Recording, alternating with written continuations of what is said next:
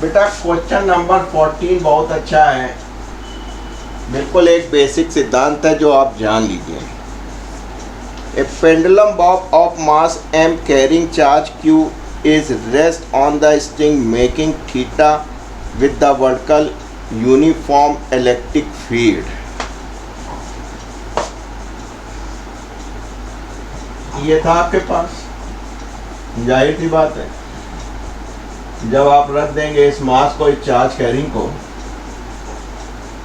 इस मास को, तो क्या होगा, इलेक्ट्रिक फील्ड लगा देंगे आपने। मान लिया इलेक्ट्रिक फील्ड लगा दी तो ये फील्ड लग रही, तो एक फोर्स भी तो लगेगा अगर फील्ड है तो, इलेक्ट्रोस्टैटिक फोर्स काम बन जाएगा। इक्विलिब्रियम है थीटा पे, तो क्या होगा ऐसे सूरत हाल में, मास है तो धरती माता मानेगी नहीं, खींचेगी, सीधा होगा सीधा गिरेगा, एंगल होगा तो एंगल से गिरेगा। यानी आप कह सकते हैं कि mg यूं लगेगा हर हालत में, जिसकी वजह से इस स्ट्रिंग पे टेंशन T लगेगा। आपने कहा भाई साहब इस पे एक चार्ज था जो कि इलेक्ट्रिक फील्ड में रखा है, तो इस फील्ड की वजह से ये इलेक्ट्रिक फील्ड में लगा है, ओरिजेंटली लगी हुई है, तो क्या होगा बेटा, इसमें एक फोर्स भी होगा along the direction of electric field. तो कहने लगे क्या क्या होगा ऐसे में, कहीं कुछ नहीं होगा। सोती सर ने कहा है कि tension is a vector quantity, अगर कोई भी वेक्टर एंगल पे तो रिजॉल्व कर लेना।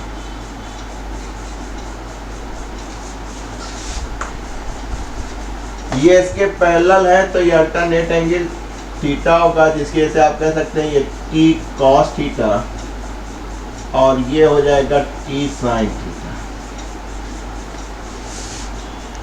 तो कहने लगे भाई साहब बताइए जो टेंशन की जो स्ट्रिंग है उस पर क्या क्या होगा। तो आपने कहा भाई साहब जो टी कॉस थीटा है इक्विलिब्रियम में mg के बराबर होगा, यानी कि जो ग्रेविटेशनल टेंशन मिल रहा है वो mg cos थीटा के बराबर होगा।